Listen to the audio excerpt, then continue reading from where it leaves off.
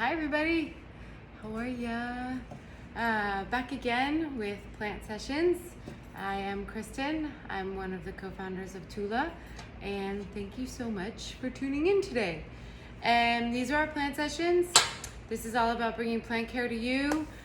In the case that you're not in Brooklyn, or you can't make it to the shop, or you just need some refresher, we have a whole slew of plant session videos that we've been recording, all about plant care and how to keep your plant babes healthy and happy living indoors. So today we're going to talk about ugly plants. We are going to talk about dying plants. So I have a slew of ugly plants in front of me right now. For one reason or another, they're not looking good. And they need some serious TLC.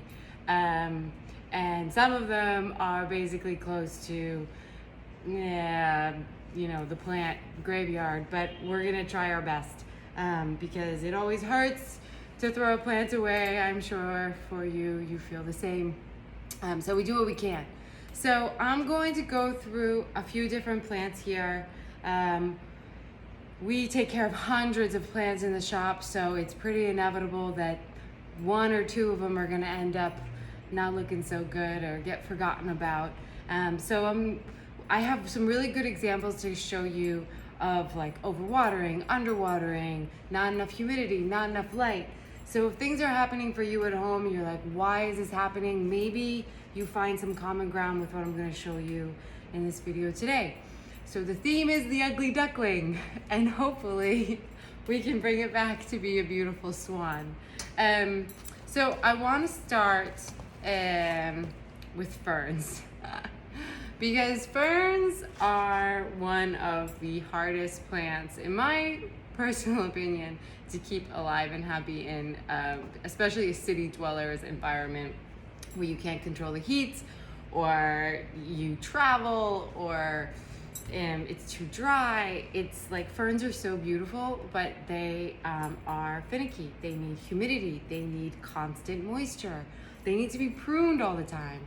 I feel like Ficus lyrata has this bad rep. It is kind of a diva plant, but I'd say that the maidenhair fern is the #1 diva of them all. So this was a maidenhair fern. This is a type of maidenhair fern, and this is also a type of maidenhair fern that's still looking okay, but it's kind of on its way out. So let's first start with this bare bone one. Why does it look like this? Oh my dear. So this guy basically looked like this guy. This was the classic maidenhair that you see with the really wispy foliage that we all love so dearly, but have a hard time keeping alive indoors. For us here at Tula, what happened to this guy was that it just got underwatered and we didn't have enough humidity. And so it was over a 2-day period. That's as fast as it can happen and get really, really hot in the shop, especially around where some of the tropicals live. And it was a heat wave, and that's the name of the game sometimes. So what we did, and what we are going to do to this guy, so I can show you kind of the before and after, is we basically pruned all of this plant off. Now, I should back up, because what I'm going to show you today are ways that you can bring your plant back to life. Now, nothing is guaranteed with plants, especially if you don't have a greenhouse. But what we're going to try to do is, kind of emulate a greenhouse environment as much as we can with the tools that we have at home. So I probably should have said that at the beginning, but I hope you got the gist of the ugly duckling to beautiful swan idea. So these are kind of ugly ducklings, but they're still pretty. You can see with this maidenhair that there's life. See this little guy? This is a brand new frond that's coming. That's why it's so painful to throw these guys out sometimes, because you know that the root ball is there. It's just the top foliage pooped out. So you're like, but I could bring it back. I know I can. So this guy, same thing. It's got like all this dry foliage. This is not gonna come back. This is done. But look at this little dude. Look at this dude. Oh my gosh, he's so cute. Look at that little frond. It's kind of blurry. It's only focused on me. But you see it. You see it. There's life there. There's life. There's a chance. So what I'm going to do is exactly what we did to this guy. Don't be scared. Just prune it all off.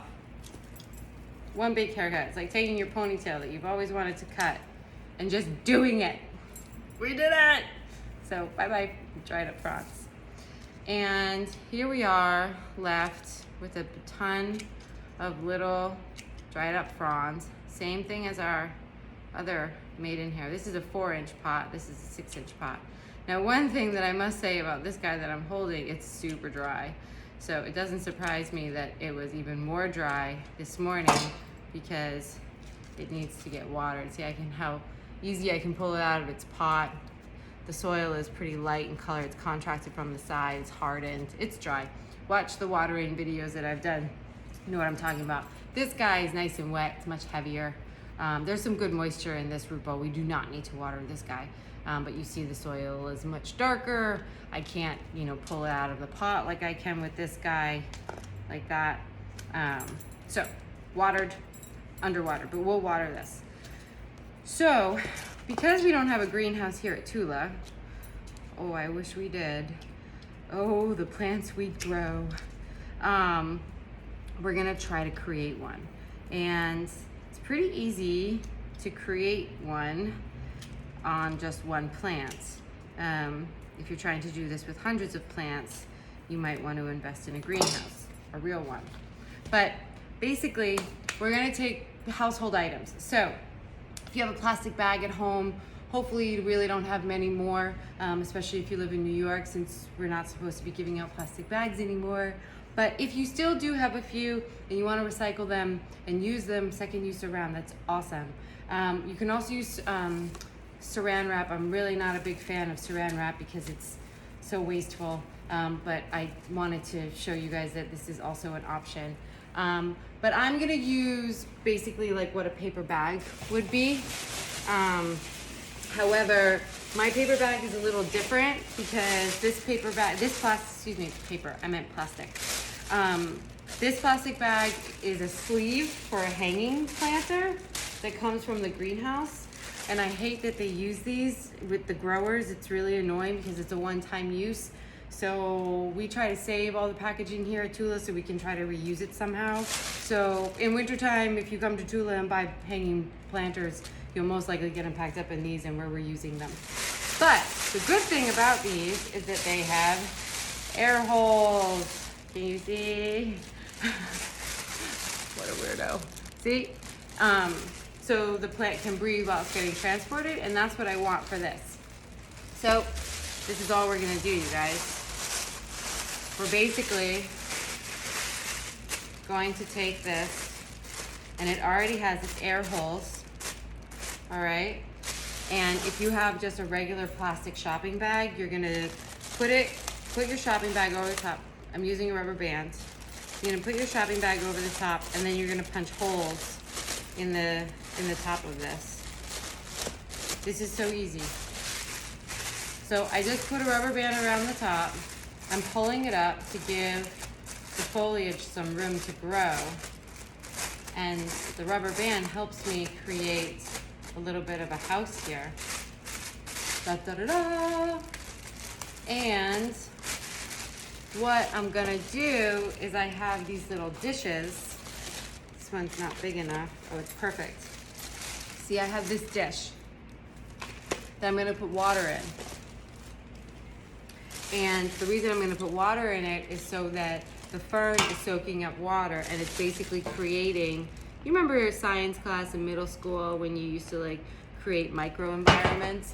Same thing. So I'm putting water in the bottom so that the fern roots are pulling up the moisture and it's creating more condensation at the top. And now we've got a greenhouse. What I also can do with a spray bottle, I recommend, is just spraying in these holes that I've created, just to get the whole condensation party started. You can cheat a little bit. And you should be adding water to your bottom tray daily, if not every other day, depending on your growth environment. But you really want it to stay nice and humid in there. But airflow is also really important, you guys. So you can't just leave this guy in stagnant air in a cool, cold environment. It's not gonna do anything. It needs to be warm, and you need to maybe have a fan going, or it needs to be by the windowsill where there's a nice breeze. Be careful with too much direct sun, but it should have some direct sun. Basically, think of a greenhouse and think about how it's a nice ambient light all day long. There's fans going, it's humid and it's warm and it's hot. That's what you're creating here.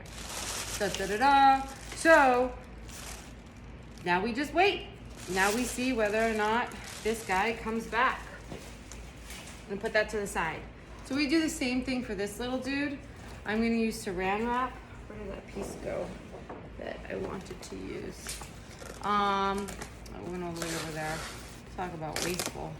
So for the saran wrap, I'm gonna put it over this guy. Now, this is a really good example. So see, this guy is already kind of tall. I don't want to smush him with the saran wrap. So I have a stick. And it's going to become a little hut. You need a little bit more wrap now. So let's move this around. Let's use our rubber band.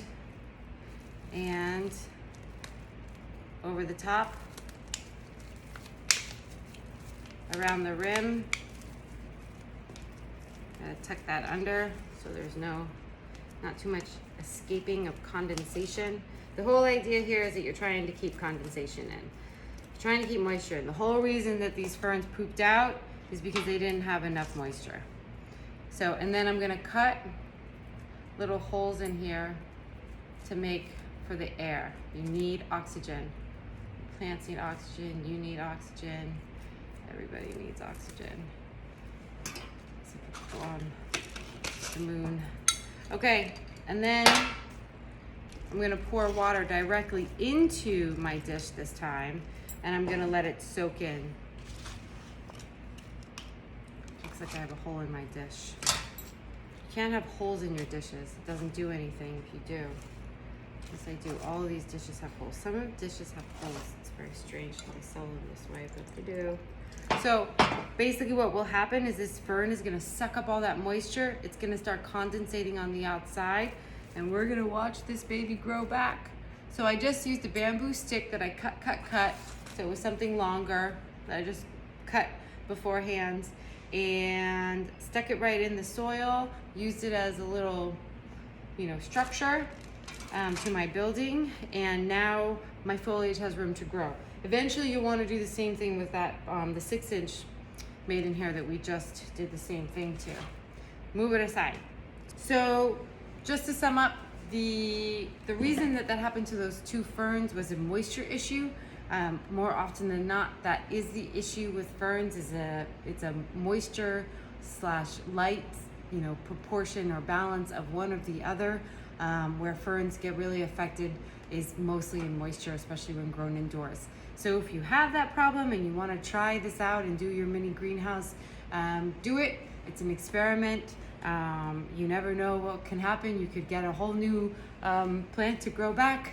I will say that if you're in the Northeast or you have winter seasons, you're more often to have success in the growth season, spring, summer, fall, than the dead of winter. But hey, try it all season, all year long. You never know. Stay tuned for more ugly duckling to beautiful swan plant sessions. I hope this was helpful. If you have questions in the future, please email us at care@tula.house. That's care@tula.house. My name is Kristen. Thank you as always for tuning in. See you soon. Bye.